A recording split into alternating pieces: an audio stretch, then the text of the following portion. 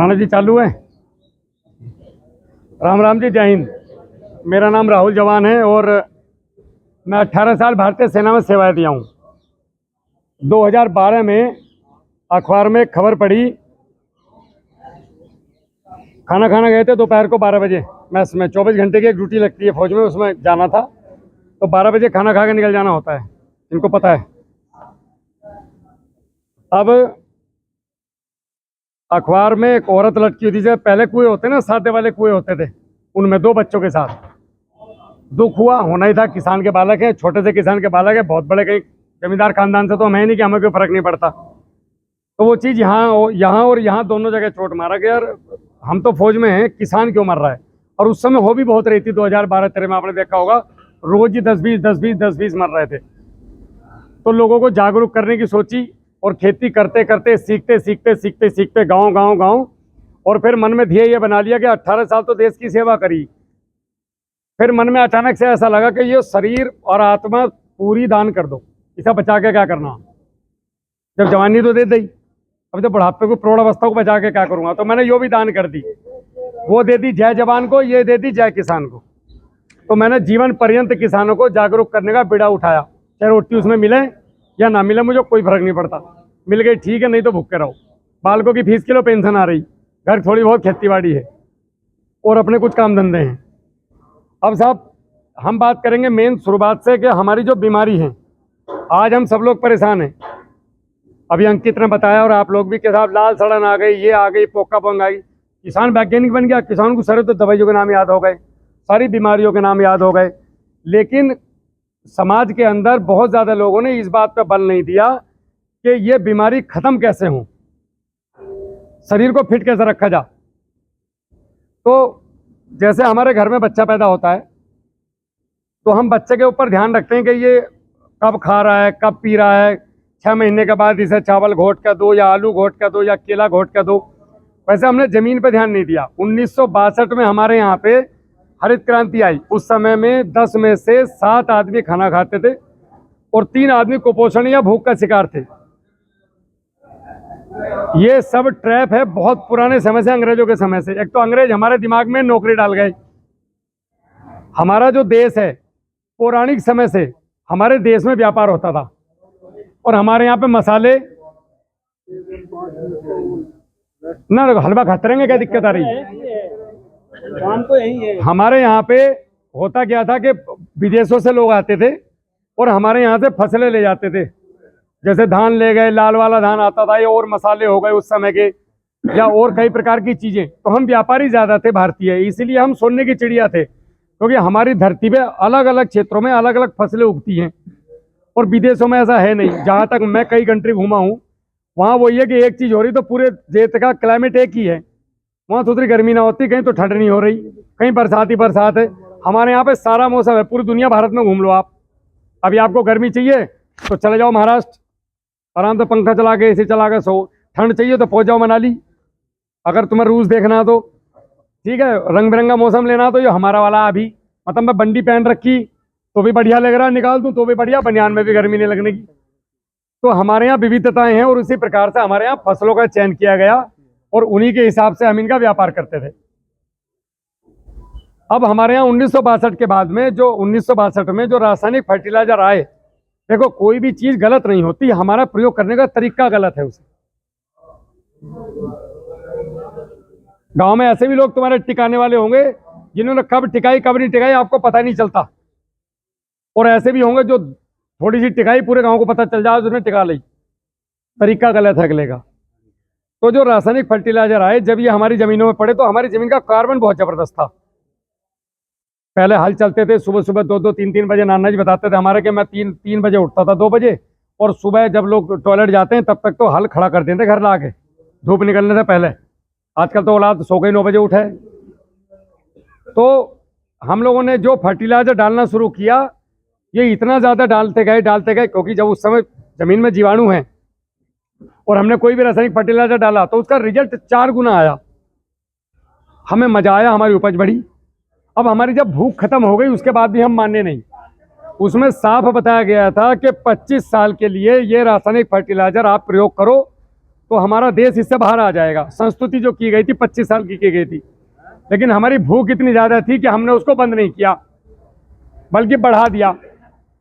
अब जब जमीन के अंदर माइक्रोब्स की संख्या तो लिमिटेड है और हम बाहर से रासायनिक फर्टिलाइजर ला के डाल रहे हैं, तो जमीन के माइक्रोब्स या तो खत्म हो गए या जमीन में बहुत ज़्यादा नीचे उतर गए कि भाई ये नहीं जीने देने के, यहाँ से उठो। जैसा आप हलवा खा रहे हो और यहाँ धुआं कर दे कोई, तो कुर्सी पल्ली तरफ डाल लोगे।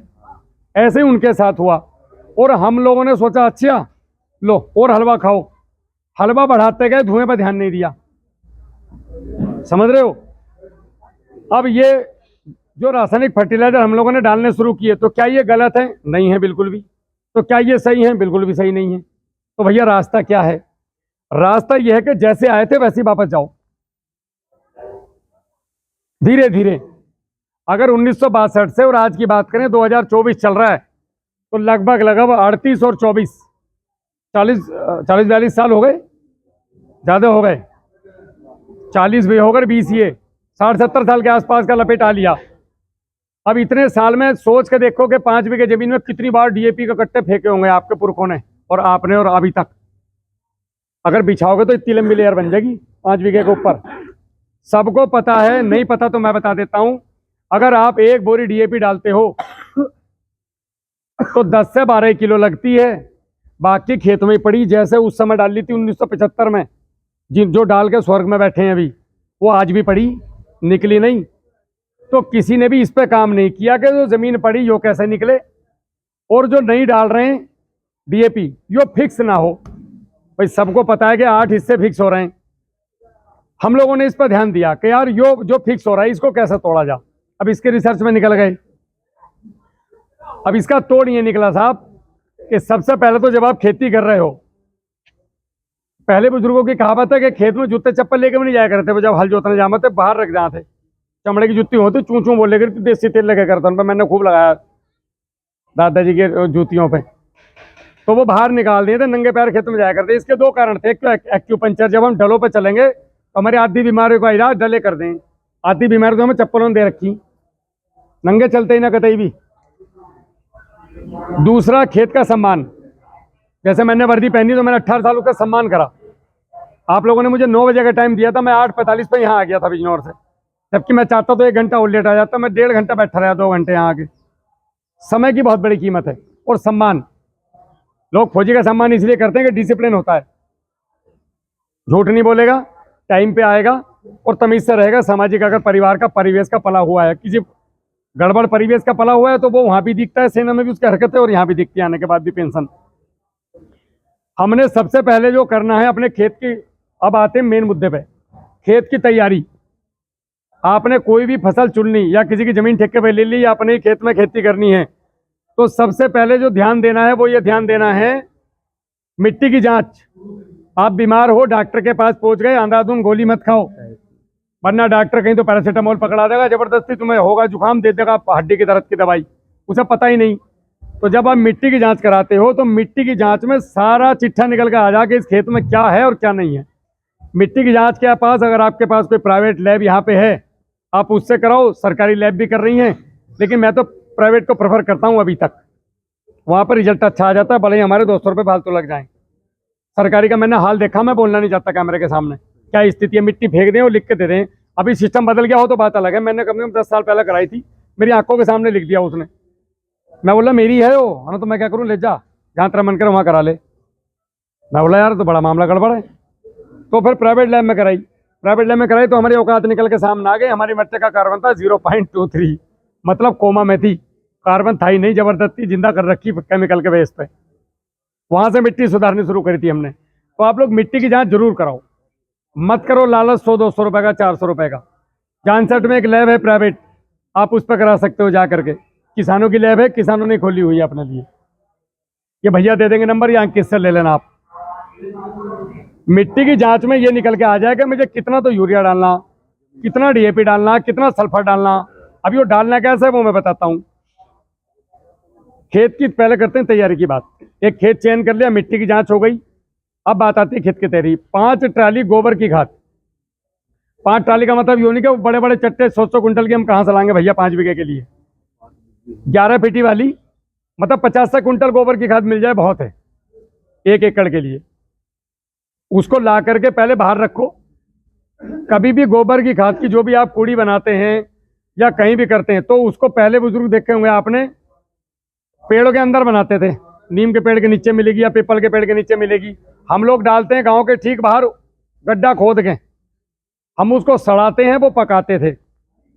तो सारी फंगस आपके इस गोबर में घुसी हुई है। अब इसे कैसे खत्म करना है? तो आपने जहां पे आपका गोबर जा रहा है, रोज घर आए और घर से अपना चोत उठाए और ले आकर बुग्गी पर रख लेते हैं, कूड़ी पर डाल दिया और खेत पर चले गए।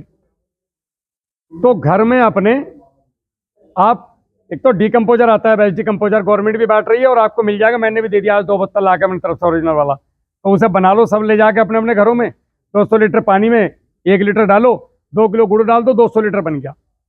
तो यो आपने उसके ऊपर 1 मग्गा छिड़क देना गोबर के, और बस ले जाकर वहां फेंक दो। तो ये 45 दिन में गोबर की खाद को एकदम सड़ा करके तैयार कर देगा। नहीं तो 8 से 10 महीने लगते हैं एक कूड़ी को प्रॉपर तरीके से डिकम्पोज होने में। तो आपका समय बच गया, क्योंकि हम अभी आधुनिक जमाने में हैं, हमारे पास समय की कमी, हमारे पास ज़मीनें कम हो गई। पहले जहाँ 250 बीघे थी, आज वो बढ़ते बढ़ते 25 बीघे रह गई। तो हमें उसी स्तर से काम करना है। डिकम्पोजर फ्री का है, ये भैया को दे दिया प्रदीप जी को, आप इनसे मदर कल्चर ले लेना, ये 200 लीटर बना लेंगे, सब ले जाओ अपने में। नहीं देते तो मुझे फ़ोन कर देना, मैं दोबारा भिजवा दूंगा। ये मेरे नंबर है, पर्ची भी मिल गई होगी आपको। तो गोबर की खाद, उसके साथ में 30 किलो चूना, बिना बुझा चूना लेके आओ, कली वाला। उसको घर में रात को ओस में रख दो, फूट जाएगा। वो नहीं फूटता तो स्प्रे मार दो हल्का था, 2 घंटे में चूरे मच जाएंगे। उसे इस गोबर की खाद के ऊपर डाल दो। 20 से 30 किलो सरसों की खली पानी में भिगो और इसी गोबर के ऊपर फेंक दो वापस। चावल का मांड, घरवाली से बोल लो या पोती से या बिटिया से कि बेटा जो भी तुम चावल का मांड निकाल रहे हो, इसे निकाल लो मत, निकाल करके इकट्ठा कर दो एक हंडिया में या किसी चीज में। तो जब भी खेत पर जाओ ले जाओ और जो कूड़ी पे फेंकते जाओ। सफेद जड़ें बहुत जबरदस्त आमेंगी, होमिक की जरूरत नहीं पड़ने की। अगर ये चावल का मांड वाला अभी फार्मूले शुरू करूंगा मैं, एक ये डालना है उसके ऊपर। ये खेत की पहले से ही तैयारी बता रहा हूँ मैं कि डीएपी की बोरी यहीं बना लो, दुकान पर ना जाना पड़े। इतने ताकतवर खाद बन जाएगी ये गोबर की। अगर इसमें वो सड़क के नीचे आ रहा हो, मतलब चावल का मान डालना नीचे गिर रहा है, पहली बात तो गिरेगा नहीं, सरफेस बहुत बड़ा होता है कूड़ी का। इसमें बांस गाड़ दो, बांस लेके और ऐसे छेद बना लो, उनमें डालते रहो। फिटकरी 2 से 3 किलो, उसे लेके बुरादा करो, इसको ऊपर फेंक दो। और आपका सिंधा नमक 1 किलो वो फेंक दो, साधारण नमक 5 किलो इसके ऊपर डाल दो। ये सब चीजें मिलाने के बाद, और एक गंधक मिलती है साबुत वाली, इतनी गिट्टी से मिले, आजकल तो पाउडर भी मिल रहा है। 5-1 किलो गंधक और 2-3 किलो नीला थोता, ये सब इस कुड़ी के ऊपर जितना बवाल मिल जाए, कानून कुछ नहीं। जितने सब्जी के छिलके और ये सब चीजें उसमें डाल के और इसको जो है खेत में फेंक दो 5 बीघे में। इसके साथ साथ आज के वर्तमान के समय में आपने अगर 5 बीघे में, ये मेरा करा हुआ काम है जी, और मेरठ में करवा किया हुआ है योगेंद्र जी ने, और बहुत लोग कर रहे हैं इसको। 90% बीमारी यहीं खत्म हो जाएंगी। अभी मेरी अगली लाइन पे ही 1 किलो तो लेना है आपने चुन्ना, बिना बुझा, फिर उसे हल्का बारीक कर लो बिना पानी में भिगोए। 1 किलो गंधक और 1 किलो नीला तोता, 3 चीज हो गई। और चौथा है आधा किलो सुहागा साबुत, इन्हें बारीक करवा लो। ये 5 बीघे की 5 बीघे मतलब यहाँ पता नहीं, मेरे बिजनौर में तो 5 बीघे का 1 एकड़ होता है। आपके यहाँ पे छोटा है क्या बड़ा? बागपत में वही है। तो वो ये आपकी दवाई हो गई। अब इसे क्या करना है, आपने 2-3 बोरी गोबर की खाद में मिलाया और पूरे खेत में जब जुताई हो आपके खेत में, फाइनल जुताई करें ना कि भाई इसके बाद अब जुताई नहीं होगा, सीधी गूल खींचेंगी हमारी। अब बात गन्ने की कर रहे हो तो मैं गन्ने के आधार पर बताता चलता हूँ। आपकी 90% सड़न पड़न सब खत्म यहीं पे, होने ही नहीं देने का। ये ऐसा कॉम्बिनेशन है 4 चीजों का। हमने इस पर भयंकर रिसर्च कर रखी, पागल की ख्याति प्राप्त है हमें इन कामों के लिए। हो भाई, किसान हित में जो काम करेगा उसे लोग पागल ही बताएंगे, अकलमंद नहीं बताने। मैं शिष्य लेकर आता तो मुझे अकलमंद बताते, डॉक्टर साहब कहते लोग। एक तो ये हो गया आपकी। अब इसके बाद आप खेत की तैयारी कर दो। अब बात आ रही थी कि भैया हम ऐसा क्या करें कि 10 किलो डीएपी 40 किलो डीएपी का काम करें। अभी डीएपी की बोरी बढ़ती जा रही है और आगे भी बढ़ेगी, सीधी सी बात है। तो हम रेट तो रोक नहीं सकते, फसल में डीएपी नहीं देने के तो मरेंगे। क्योंकि कारण ये है कि अभी अब अगर आप एक हाफ टिका रहे हो रोज, और कल से हरे राम नहीं कर सकते, कुछ भी कर लो चाहे, मतलब आप डायरेक्टली एकदम से ऑर्गेनिक पे नहीं आ सकते। आपको हाथ पकड़ के धीरे धीरे लाना पड़ेगा। जैसे अगर कोई, मैं आप सभी से कहूँ कि छत पर चढ़ के एक कूदते चले जाओ तो इनमें से हाथों के मोच आ जाएंगे, हाथ पैर टूट लेंगे। जो नए लड़के हैं वो कूद जाएंगे। ऐसे ही ऑर्गेनिक में हो रहा है। 10-5 किसान कामयाब हो गए जिनकी जमीन में ताकत है। तो जो मेरे जैसे थे जिनकी जमीन कमजोर थी, बेली पट गए बेचारे, उनके तो बालकों की फीस भी नहीं जा रही। मुंह ने इतने इतने खड़े उंगली के बराबर करने, या कीड़ों ने मार लिया, उन्हें क्या करोगे फिर मजबूरी में। तो वो क्या कर रहे हैं, डायरेक्ट जा करके सीधे के सीधे फिर रासायनिक पे भाग रहे हैं वापस 2-3 साल के बाद। राहुल जी चारों आइटम बता दो, चारों नाम बता दो। एक तो है जी चूना 1 किलो बिना बुझा। वैसे तो वीडियो में आ जाएगा, फिर भी कोई बात नहीं, लिख लो। बिना बुझा चूना मैं लिख देता हूं यहाँ। 1 किलो बिना बुझा चूना, समझो डले वाला, जो गरम कर दे, ड्रम भी फोड़ने की तैयारी कर ले। बिना बुझा चूना 1 किलो लेना है। गंधक, गंधक समझते हो, पटास, दिवाली के दिन जलाया करें वो, हवन सामग्री में मिला के एक ही दिन याद हमें देवी देवता बस। 1 किलो लेना है आपने नीला तोता। नीला तोता समझे सब नहीं? वैसे तो पुराने खिलाड़ी हो आप लोग, बागपत जिला बहुत आगे माना जाता है खेती बाड़ी में और जागरूकता में।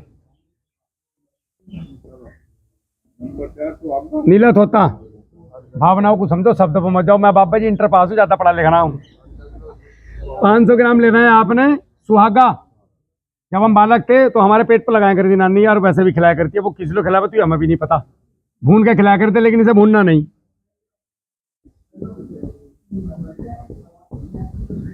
सुहागा, ठीक है जी। अभी बहुत सारे फार्मूले आएंगे, जिसको लिखना है वो हैंड टू हैंड लिखते जाना जी। 5 बीघे की डोज होगी आज। ये 5 बीघे की डोज हो गई। अभी थोड़ी देर बाद, पहले मैं आपको खाद समझा दूं।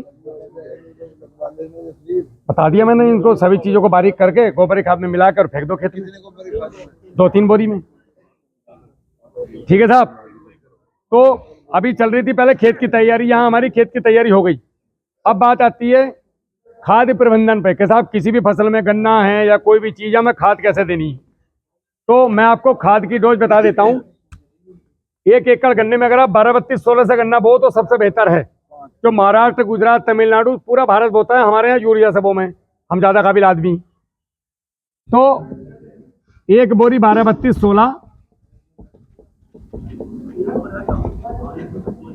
इसके साथ में 5 किलो मैग्नीशियम सल्फेट, हाँ जी, या फिर 25 किलो डीएपी और 25 किलो पोटास, ठीक है। डोज लिख लो, बहुत बढ़िया जमाव होगा। पिछले साल हमने अंकित और हमने ये कई साल से करके देख लिए।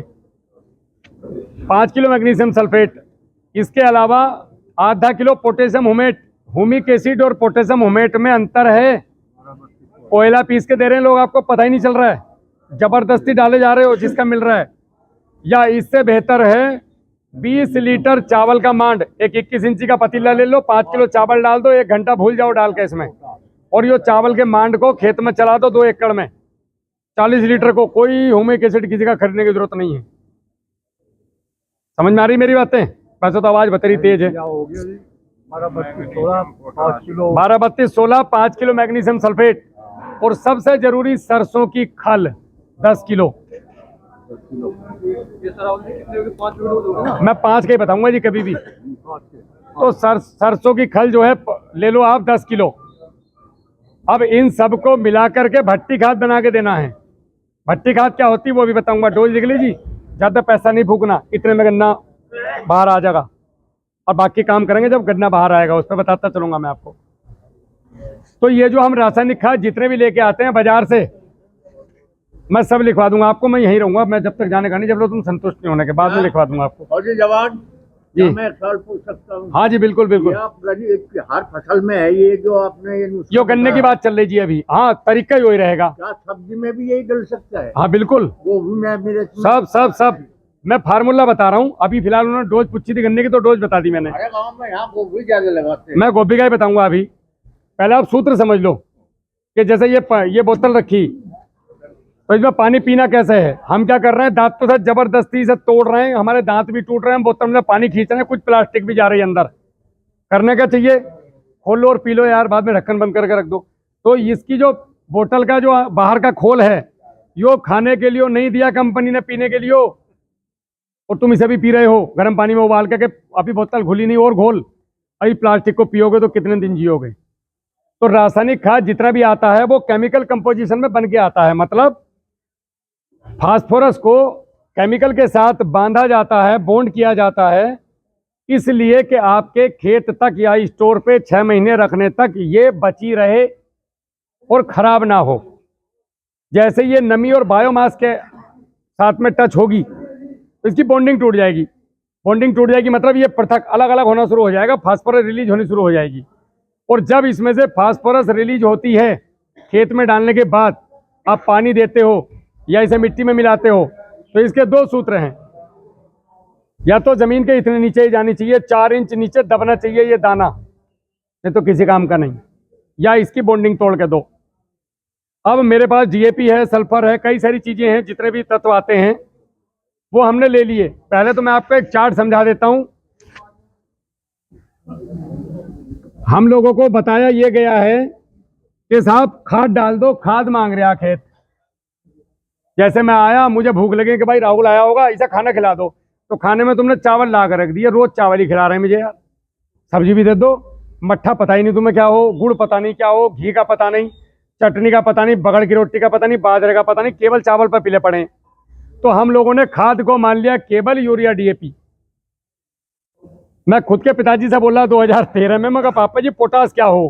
पापा बोले मुझे क्या पता सूत्रा क्या हो, हाँ खाद क्या डालना है, यूरिया कट्टे लाऊं। मैं तो 40 कट्टे, मेरा काम इनमें हो जा। डीएपी भी नहीं डाल रहे थे, केवल यूरिया में खेती हो रही, समझ गए। तो हम लोग जब ये खाद बाजार से लेके आते हैं या कहीं से भी लाएं, तो हमें ये कंपोजिशन पता होना चाहिए कि अगर चावल दे रहा हूं तो दाल भी चाहिए, दाल है तो घी भी चाहिए, थोड़ी सब्जी भी चाहिए, मट्ठा भी चाहिए, थोड़ी चटनी भी चाहिए, फल भी चाहिए, ड्राई फ्रूट भी चाहिए नाश्ते में। तो जब पूरा कॉम्बिनेशन खाओगे तो जो जमीन में दोगे वही तो फसल में आएगा, जो फसल में आएगा वही शरीर में जाएगा। अभी लोग कह रहे हैं यार 40 साल में हमारे घुटने चढ़ा चढ़ा कर रहे हैं। भैया तुमने न्यूट्रिशन ही नहीं खाया तो घुटने तो बजेंगे ही। समझ में आ रही बात? मैं 40 का हो गया और जब तक बोलूंगा 2.5 घंटे यही फ्लो रहेगा मेरा। मेरे साथ बोल के देख लो, सांस उखड़ जाएगी किसी की। क्यों? फौज ने साला हर न्यूट्रिशन बराबर दिया, चाहे वो कैसा ही दे, फौज राशन बराबर देती है। वो फौजी बैठा उसको पता है पीछे, एक फल देगी मतलब देगी, तुम खाओ मत, चाहे इतने सी चटनी दे लेकिन देगी। जो टाइम पर टिक्का लगाना ठोक देगी तुम्हारा, पकड़ के तुम कितने बहाने मार लो, टिक्का जरूर लगवाना, चाहे रात में 12 बजे जाकर लगवाओ टिटनस का। तो हमने क्या किया, चार्ट का हमें पता ही नहीं, किसानों को केवल गुमराह किया गया अपने अपने फर्टिलाइजर बेचने के लिए। अब जब भी आप खाद डालते हो तो खाद का सूत्र ये है, इसको ध्यान से समझना आप लोग। किसी का भी सवाल है बिंदास होकर पूछ सकते हैं, खड़े होकर के, कोई शर्म मत करना। ये हो गई आपकी नाइट्रोजन, ये हो गया फास्फोरस, और ये हो गया पोटास। अब इसको ध्यान से समझते जाना, जैसे जैसे मैं उदाहरण देके समझाऊंगा। हमारे घर में शादी है लड़की की और हमारे घर बारात आनी है, मतलब खेत है और खेत में हमने बढ़िया फसल लेनी है। तो उर्वरकों की जरूरत क्या रहेगी? उर्वरक कौन है घर में? ताऊ, चाचा, मामा, फूफा, मौसा, भैया। अब घर में काम बढ़ता है कि भाई देख लड़की की बारात आ रही 3 तारीख को, तेरा काम रहेगा ये, तेरा काम रहेगा ये, या सारे एक ही साथ काम करें। वो हलवाई खाना बना रहा है, अभी उन्होंने काम बांट लिया होगा, सुबह तू सब्जी काट, तू ये बना, तू ये बना, तू ये बना, तो खाना बन गया, नहीं तो खाना ही नहीं बनता। सारे के सारे पूरी लेकर बैठ जाते हैं। तो ऐसे ही हमारे खेत में अलग अलग उर्वरकों का अलग अलग काम है। नाइट्रोजन का काम क्या है? ध्यान से समझना मेरी बात, ये किसी ने नहीं समझाई होगी आज तक आपको, और मैं जवानी से बुढ़ापा आ गया इसे समझने में। नाइट्रोजन का काम है कि ये पंडाल है, पंडाल के पाइप, ढांचा बनाना, वेजिटेटिव ग्रोथ। तो जो यूरिया है जो आप डाल रहे हो वो ये वेजिटेटिव ग्रोथ बनाएगा। मतलब पंडाल लग गया जी, हमने पहले जगह निश्चित कर ली, अब हमारे यहाँ आकर टेंट वाले ने टेंट के पिलर गाड़ दिए कि साहब ये ढांचा बन गया, इसी के ऊपर टेंट होना। अब नंबर आता है फास्फोरस का। तो फास्फोरस का रोल क्या है? फास्फोरस का रोल है ये पर्दे, कि भैया ढांचों को थोड़ा कंप्लीट कर दे, भरण कर दे, इसमें थोड़ा सा मजबूत कर दे इसको। तो फास्फोरस आपका तना मेंटेन करती है, तना और रेशों को अंदर का भरण करती है उसका। ठीक है साहब? जितना नाइट्रोजन दोगे उसका 20% जिंक, चाहे रासायनिक विधि से दो, चाहे ऑर्गेनिक विधि से दो, चाहे भभूति से दो, चाहे माला से दो, लेकिन पौधे को तो चाहिए। कितने लोग हैं जो जिंक डाल रहे हैं? जिंक इम्यून पावर को मजबूत करता है आदमी की। अगर आपकी बॉडी में जिंक बराबर है तो कोई वायरस कोई बीमारी आ जाए तो मेरी गारंटी आ ही नहीं सकती। आधों को तो पता ना जिंक होगा क्या। तो और जिंक की बिल आ रहे हैं तो चिलिटी के चक्कर में पैसे फूक रहे हो। ये सादा वाला उठा कर लाओ जो सबसे सड़ा हुआ रहा है दुकान पे, जिसे चूहे लगे रहे हैं, बोला भैया ये दे दे, और वही सबसे बढ़िया। लेकिन आपको चिलिटेड बता के ट्रैप में फंसाया जा रहा है। साला किसान मालदार नहीं होना चाहिए, बस इसको जूते के नीचे रखो। अगर ये मालदार हो गया तो 80% तबका किसानों का है, ये तुम्हारी सुनेंगे नहीं। इसलिए इनको जागरूक मत होने दो, इनको हूल दे के रखो, इनको दवाइयों में फंसा के रखो। अलग अलग बीमारी की अलग अलग दवाई आ रही, उल्लू के पट्टे। आज मैं सबकी पैंट खोलने वाला हूँ यहाँ। बेवकूफ़ बना रहे हैं हम लोगों का लोग, और हमारे पिताजी का बनाया। हमारा कृषि कार्ड कभी नहीं भरा गया जब तक नौकरी करी फौज की, अब भरा हो जा करके। तुम्हारा भी नहीं भरा होने का 80% का, क्योंकि हम पे कर्जे इतने कर दिए, हमें पागल बना दिया। ट्रैक्टर साले बड़े पे बड़े आ रहे हैं, जमीन खोद के हम जोड़े बना लिए, लेकिन वो उत्पादन आने को तैयार नहीं। पहले इतने बड़े ट्रैक्टर थे हल से खेती होती थी, अभी पलटे पलू देख कर डर लगा है। ऐसा लगा जो दाना भाई दबा के मार देगा एक आध आदमी को। इतने चौड़े चौड़े टायर, फिर भी नहीं काम चल रहा है। तो ये जो फास्फोरस पड़ी है ना इतने सालों की, ये जकड़ रखी इसने जमीन को, इसे तोड़ने का सोचो। तो जितना आपका फास्फोरस है, जितना जिंक है आपका, नाइट्रोजन का 20% आपने जिंक देना है हर बार। जब भी नाइट्रोजन दोगे नियम बना लो, 20% जिंक देना है, या फिर खेत की तैयारी में इकट्ठा दे दो उतना। अंदाजा लगा लो कि 4 कट्टे यूरिया के देने, एक कट्टे में 40% है, तो मुझे कितनी यूरिया मेरी बैठ रही है? 20%। सूत्र यही रहेगा, फास्फोरस का 20%, मैग्नीशियम सल्फेट। अब ये जिंक क्या काम करेगा पंडाल में, शादी में? ये जिंक काम करेगा कि जैसे ये भाई ने पिलर गाड़े ना, तो ये आपने देखा होगा रस्सी और बांधे पर वो खींच कर टाइट करके, इस ढांचे को मजबूत इम्यून पावर देना, वो काम करता है जिंक। आपके खेत को उसकी इम्यून पावर बना कर रखेगा, प्रतिरोधक, रोग प्रतिरोधक क्षमता, ना बीमारी ना वायरस, अगर जिंक खेत में है तो। अब उसके बाद आ गया फास्फोरस। फास्फोरस का 20% लगेगा। Magnesium sulphate. मैग्नीशियम क्या होता है? मैग्नीशियम काम करेगा, ये जो आपने टेंट बना लिया, इस टेंट के अंदर कुर्सी इधर पड़ेंगी, टेबल इधर लगेगी, फूल की माला यहाँ रखी जाएगी। मतलब शादी के बारात में कौन सी चीज कहाँ रहेगी, बुढ़े कहाँ बैठेंगे, जवान कहाँ बैठेंगे, दूल्हा कहाँ बैठेगा, कैंपर कहाँ रहेगा, यो काम कौन करता है? जमीन में व्यवस्थित करने का डीएपी को मैग्नीशियम। ठीक है, आप डालते ही नहीं तो काम भी नहीं होता। तो जिसका मन कर रहा है वो कैंपर ठा का भाग रहा है, जिसका मन कर रहा है वो हुक्का पी रहा है, पूरी बारात का भिगंडा मचा रखा। अब आ गई पोटास। पोटास के साथ 20% जाएगा कैल्शियम। चाहे चूने से दे लो, चाहे पैसे वाले आदमी हो तो 60 रुपए किलो बाजार से ले आओ, मैं तो चूने से दूँ। 10 किलो चूना ला के 200 लीटर पानी में डाल देता हूँ, हर पानी पे 20 लीटर छोड़ दूँ, मेरा काम हो गया। मैं कभी जरूरत नहीं पड़ती पोटास उसकी लाने की, चुनने की, इसकी। और डंगरों को भी वही पिला मैं तो खुद भी पीऊँ, सही बताऊँ तो 20 ml, जब भी खेत पे जाऊँ 20 ml पी लूँ उसमें से पानी में मिला के। अब ये क्या काम करेगा साहब? कैल्शियम। तो पहले पोटास पे आ जाते हैं। अब पोटास का काम है कि भरण का काम। भरण का मतलब है कि भाई टेबल लग गई, यो मूंग की दाल हो गई, यो टिक्की हो गई, ये सामान हो गए, ये टेबल तो लग गई, इनमें भरण करो अभी, मतलब अंदर से खाना ला ला के सजाओ। ठीक है साहब, हर टेबल पे सामान लगा दिया, अंदर कुर्सियां डाल दी, कुर्सी पे कपड़े रख दिए, तो ये कपड़े बिछाने भी तो हैं। ऐसे ही रख के चले जाओगे तो कैसे काम चलेगा? कुर्सी ऐसी पड़ी है ना, व्यवस्थित तरीके से करो। तो ये काम कौन कर रहे हैं? मैग्नीशियम और जिंक तो हो गया उसका काम। मैग्नीशियम और ये पोटास वाले कैल्शियम। कैल्शियम का काम है, पोटास का काम है चलायमान करना, मतलब चीजों को व्यवस्थित रूप से ट्रांसपोर्ट चलाना उसका। और ये है इसका फ्यूल कैल्शियम। भाई तुम्हारा काम रसगुल्ले का है, अगर हिल गए तो टांग तोड़ दूंगा। यो काम कौन करेगा? कैल्शियम करेगा। ठीक है, अगर कैल्शियम नहीं होने का तो भाग जाएगा सुर्ती खाने। तुम्हारे रसगुल्ले पसगुल्ले खत्म हो गए, मेहमान जाकर बैठ के रसगुल्ले खत्म हो गए, रसगुल्ले तो 3 लोग भरे रखे, तो बताएगा कौन के रसगुल्ले की जरूरत है? यो बताएगा उसे कि भैया तेरी जरूरत है उधर चल। समझ रहे हो मेरी बात? अब इसका मैग्नीशियम का 20%, सॉरी इसका 20% लगेगा सल्फर। इसका और इसका, इन दोनों का 20%, 20-20%। सल्फर हो गया। सल्फर क्या काम करेगा? अब सल्फर हो गए ताऊ जी घर में। ये किस पे ध्यान रखेंगे? ये ध्यान रखेंगे पोटास पे और ये कैल्शियम पे। रसगुल्ले पे ध्यान रखने की जरूरत नहीं, जो रसगुल्ले बांट रहा है उस पर ध्यान रखना है। अभी गड़बड़ वो करेगा, रसगुल्ला उठ के नहीं जाने वाला अपने आप। तो ये ध्यान रखेंगे इन दोनों के ऊपर, मैग्नीशियम के ऊपर और कैल्शियम के ऊपर। क्या ये वो काम कर रहे हैं जिसके लिए इन्हें बताया गया है? एक रसगुल्ले पर खड़ा है, एक मेहमानों को देख रहा है कि नहीं करना इन्होंने कुछ नहीं है, सल्फर ने करना कुछ नहीं है। सल्फर ने इनको प्रोटेक्ट करना है, इनको प्रेस करना है आगे काम करने के लिए। उसके बाद में सल्फर का 50% लगेगा पोटेशियम हुमेट। पोटेशियम हुमेट क्या काम करेगा? पोटेशियम हुमेट आपकी जो जड़ें बढ़ेंगी, इन सबको खाने के बाद जड़ें भी तो बढ़ेंगी, तो जड़ों को बढ़ने के लिए रास्ता बनाता है ह्यूमिक एसिड, यानी कि पोटेशियम हुमेट। प्योर फॉर्म उसकी पोटेशियम हुमेट होती है, तो जड़ों के लिए वो रास्ता बनाएगा। तो ये कौन है?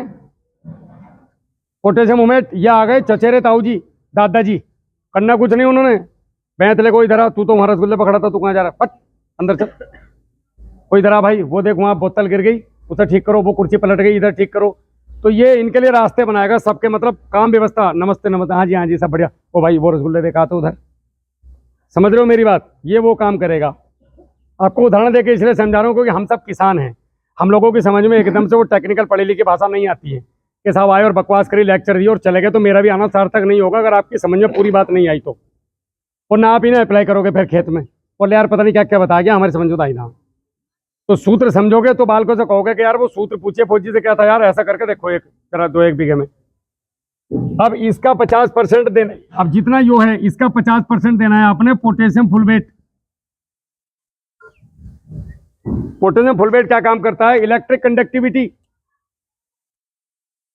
जैसे रसगुल्ला रखा है, अब वहां दूल्हे का फुप्पा बैठा, वो तो घमंड में अगला राड़ करनी उसे तो किसी तरह, वो आने को तैयार नहीं रसगुल्ला लेने के, भीड़ बहुत हो रही। तो बेटा का काम है कि बेटा वो फुप्पा जी है, सबसे तेज आदमी वही है, उसका ध्यान रख, उधर रसगुल्ले देखा, टिक्की देखा, ध्यान रखो, वहीं खड़ा है बीड़ी मार चीज लेके। तो ये काम है इसका। पोटेशियम हुमेट 2 कणों के बीच में इलेक्ट्रिक कंडक्टिविटी, यानी कि जैसे 2 खंभों के बीच में लाइट आती है, जमीन के अंदर विद्युत चालकता को मेंटेन करता है। और जब तक ईसी आपकी ठीक नहीं होगी, कुछ भी कर लो, आपकी फसल उठने की ना। आपने देखा होगा कई बार सब डाल रहे हैं, कार्बन भी ठीक है, सब ठीक है, खेती ना उठ रहा, या तो ईसी ज्यादा कर ली, मतलब करंट इतना कर लिया कि फॉल्ट हो रहा है, क्या इतनी लो आ रही 2 फेज में, क्या कुआं चलने को तैयार नहीं, तो फेज गड़बड़ है तुम्हारा। तो फेज कौन ठीक करेगा? पोटेशियम हुमेट, जो एक प्रकार का पत्थर होता है, इसका नाम अंग्रेजी है बट ये है पत्थर। ये पिस के आता है, ये ज्यादा नहीं पड़ता है, 1 एकड़ में 150 ग्राम पड़ा है, 140 रुपए का, 140 से 200 रुपए का आ ये। ऐसा आता है गेरू पिसा हुआ उस टाइप का। तो यहाँ आपके चार्ट का खत्म। अगर हमें माइक्रोन्यूट्रन की जरूरत पड़ती है तो पढ़नी नहीं चाहिए। मेरे हिसाब से ये है कि ये जो जितना भी जिंक है, इस जिंक के बराबर सरसों की खल डाल लो। सरसों की खल में इतने तत्व हैं कि मैं गिनती करते करते थक जाऊंगा शाम तक। और हमें गुमराह किया गया, हमें सरसों की खल छुपा दी गई हमसे। सल्फर इसके अंदर है, आयरन इसके अंदर है, जिंक इसके अंदर है, मैग्नीशियम इसके अंदर है। इसके अंदर इतनी चीजें हैं कि खुद भी सरसों की खल का एक टुकड़ा कर गर्म पानी से खा लो ना रोज, तो बीमार तो तुम भी ना पड़ने के। तो सरसों की खल ले लो। उसमें एकड़ की बात करूं तो 5 किलो भट्टी खाद जब भी बनाओ तब दे दो। एक सूत्र और बता देता हूं। तो यो खाद का सूत्र समझ में आया कि खाद को देना कैसे है। हर बार यही चीजें जाएंगी, चाहे बरसीन हो चाहे सरसों हो, मात्रा ऊपर नीचे हो जाएगी। यहाँ पे यूरिया 50 की जगह 10 हो सकता है, 20 हो सकता है, ये मात्रा ऊपर नीचे हो जाएंगी, लेकिन सूत्र यही रहेगा, बदल नहीं सकता। भोजन का सूत्र यही है पौधे का। इतने तत्व पौधे को दोगे, बाकी जमीन में सूक्ष्म पड़े हैं और सरसों में है, तुम्हारा काम हो गया, यहीं से खेती हो गई। 1 एकड़ में 5 किलो जी। अगर आपने 1 एकड़ खेत के अंदर 1 महीने के अंदर 20 किलो कच्चा गोबर, 5 किलो सरसों की खल और 5 किलो गुड़ या सीरा 5 लीटर, अगर यो नियम बना लिया कि मेरे खेत में पानी जाएगा 1 महीने में 1 बार, तो यो मैं चलाऊंगा, चाहे मैं कहीं से भी, चाहे खाद न डाल लूँ, DAP 1 बोरी कम कर लूंगा, ये चलाऊंगा। अगले साल कहानी समझ में आ जाएगी सारी की सारी। खुद ही कहोगे यार अरे साला ये तो गेम चला रहे हैं हमारे खिलाफ लोग। हो गई खेती इससे ही। हर महीने का नियम बना लो, जितने खेत में सूक्ष्म जीवाणु हैं ये सबके लिए भोजन दे दिया आपने थाली परोस के, भागने के नहीं अब्बे, और मजबूत स्थिति में बनेंगे ताकि डीएपी से लड़ सके जो जमीन में पड़ा है। इसकी भी बॉन्डिंग को तोड़ेंगे और पौधे को उपलब्ध कराएंगे। ना जी 200 लीटर पानी में 5 किलो सरसों की खल, 5 किलो गुड़ और 20 किलो कच्चा गोबर पानी में घोल, 200 लीटर पानी में घोल लो और नीचे से 20 खोल दो, ट्यूबवेल के साथ जाने दो खेत में, हर महीने में एक बार। इसका भयंकर रिजल्ट है। मुझे तो होलिए 12 साल लेते लेते लाखों लोग ले रहे हैं। जो वीडियो मेरी बन रही है, इस वीडियो को बहुत लोग देखते हैं, जो कहाँ कहाँ तक जा रही। तो पानी के साथ अभी फार्मूलों पे आऊंगा, रुक जाओ। फार्मूले इतने मेरे पास जितने आप बैठे हो इतने फार्मूले हैं खेती के।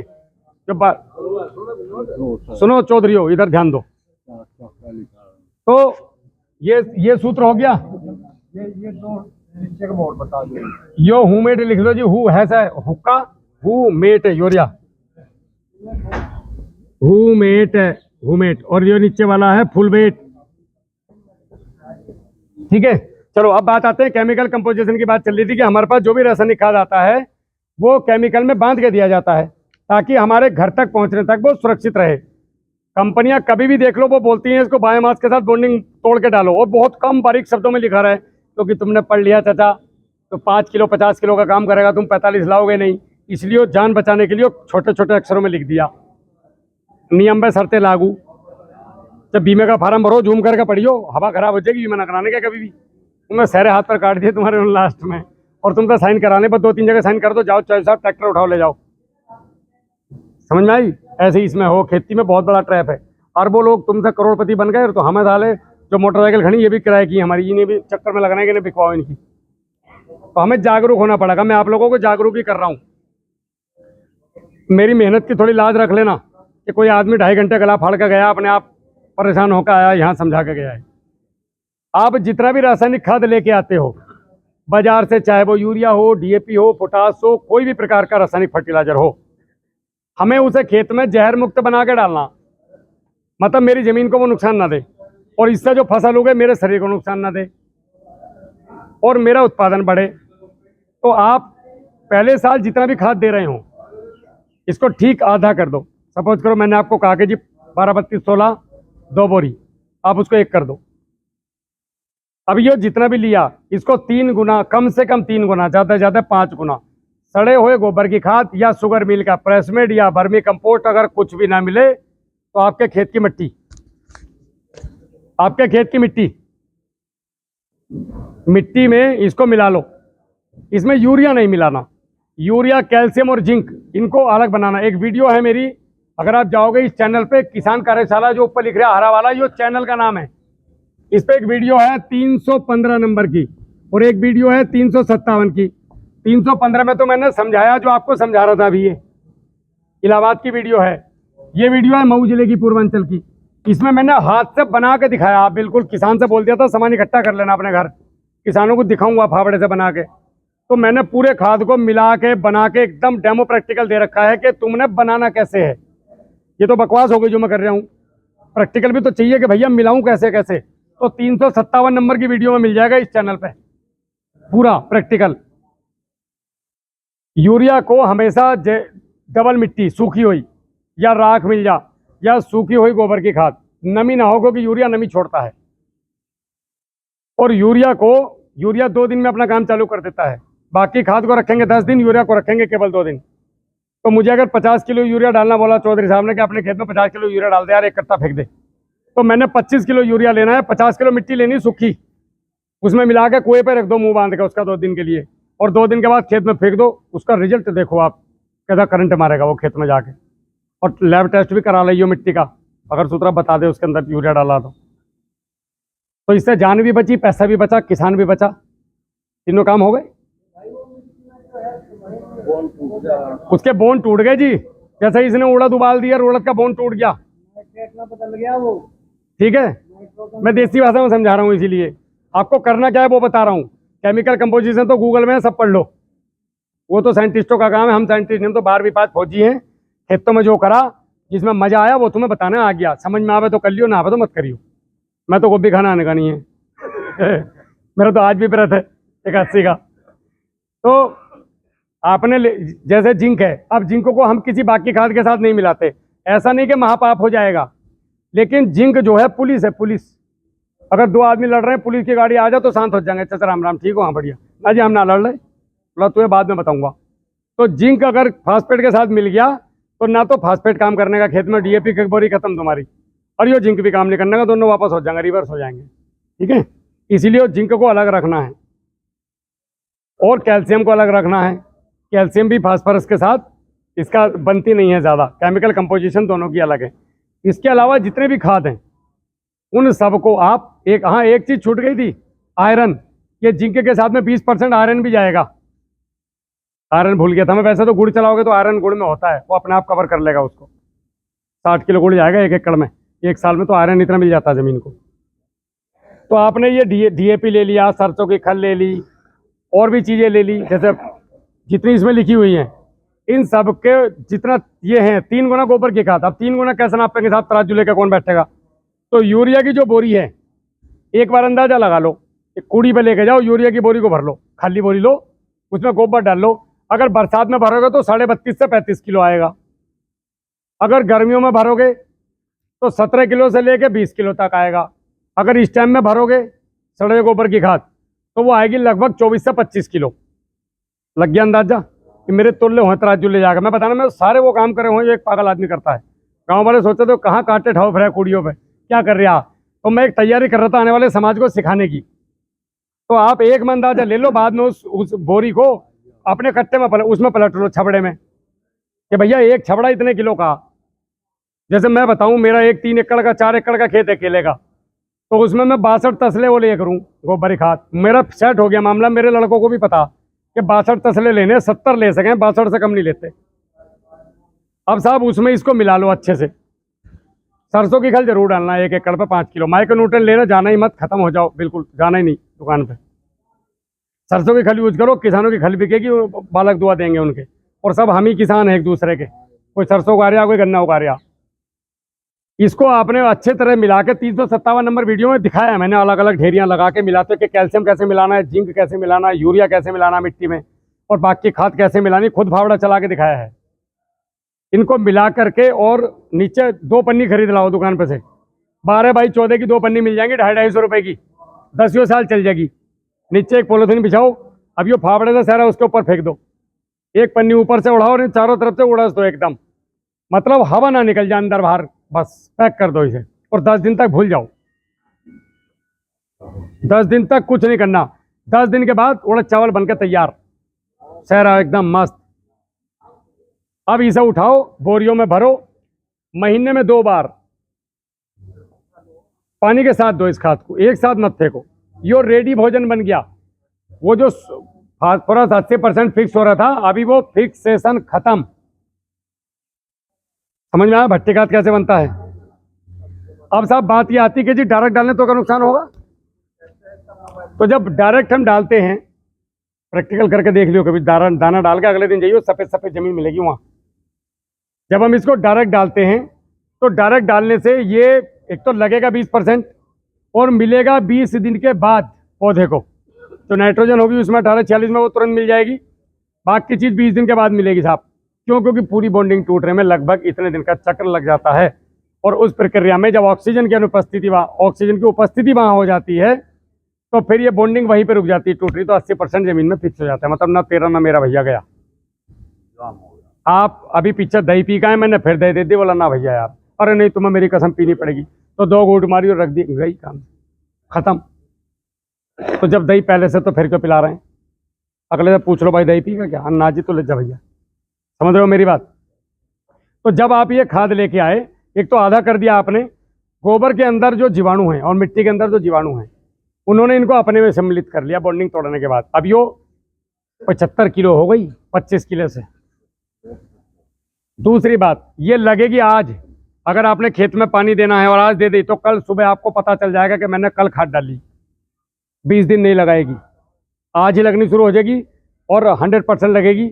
आपकी ये अवशेष जो है आपकी ज़मीन को नुकसान नहीं देंगे, क्योंकि ये बॉन्डिंग टूट चुकी है इनकी।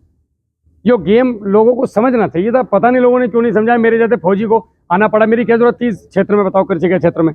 अगर लोग अपनी ड्यूटी ठीक करते, खेती वाले लोग जिनको जो ठेकेदार बनते हैं कृषि के और किसानों के हितैषी बनते हैं कि किसान, इतनी लंबी लंबी बात करें माइक पकड़ के किसान के बारे में, उसके बेचारे के दर्द को दूर नहीं करता जी। ये चीज़ समझानी चाहिए गांव में जाकर जो मैं समझा रहा हूँ, ताकि उनका भला हो। समझ रहे हो मेरी बात? तो ये काम उनका नहीं था, तो फिर मेरे जैसे आदमी को भारतीय सेना ने बोला कि जा भाई तू सेवा कर लग। तो मैंने इन पर बहुत पढ़ाई करी, बहुत रिसर्च करी, बहुत घुटने तोड़े अपने, कहाँ कहाँ मैं सोया हूँ मच्छरों में, जगह भी नहीं मिली, जनरल ट्रेनों में गया हूँ बैठ बैठ कर लोगों से खेती सीखने के लिए। आप ये खाद आपकी बनकर तैयार है, इस खाद को आप स्प्रे कर सकते हो किसी भी फसल में। ये 5 से 10 किलो ले लो। अगर अवस्था छोटी है 20 दिन से कम तो ले लो 5 किलो। अवस्था है थोड़ी ज़्यादा तो ले लो इसको आप 10 किलो। डंडे से घोलो, 15-20 मिनट रहने दो, टंकी के ऊपर डबल कपड़ा लगाओ, इसे छान के स्प्रे करो। ऐसे रिजल्ट मारता जादू की तरह। अगर आपको स्प्रे कर दिया और किसी ने बोल दिया 19-19 का स्प्रे कर दो 2 किलो, तो 2 किलो 19-19 आपका आएगा लगभग 150 दिन 300 रुपए का। क्यों दोस्त, इतने का आता है लगभग। आप कुछ मत करो, 1.5 किलो डीएपी ले लो, आधा किलो पोटास, 1 किलो यूरिया, तीनों को गोबर की खाद में मिला के पॉलिथीन में बांध कर रख दो, घर बंद। जो साड़ी धोती की पॉलिथीन आती ना, ये इनका मुंह बंद करके रख दो 5-7 दिन के लिए, 5 दिन के लिए रख दो।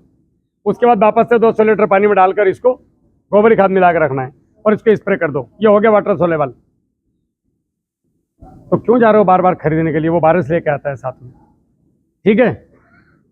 दूसरा, ये नुकसान कैसे करता है, जब ये सरफेस पे जाके पड़ता है जमीन के, डीएपी का दाना हो, यूरिया का दाना हो या किसी भी रासायनिक का, इसकी बॉन्डिंग टूटनी चालू होती है जिसके लिए दिया है कंपनी ने। अब जब वो बॉन्डिंग टूटेगी तो इसके अंदर से गैसें निकलती हैं और तेजाब निकलते हैं। वो तेजाब आपकी जड़ों को, आपकी ज़मीन के मित्र जीवाणुओं को भगा देता है दूर।